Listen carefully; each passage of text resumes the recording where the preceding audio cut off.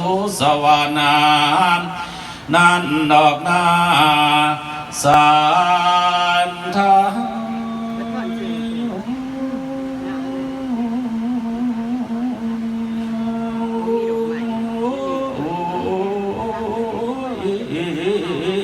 น้อมจังหวันในวันนี้พวกศรัทธาพี่น้องได้มาร่วมทำบุญสร้างกุศลเป็นทุนเพื่อตอบแทนพระคุณทานาจังว่าใน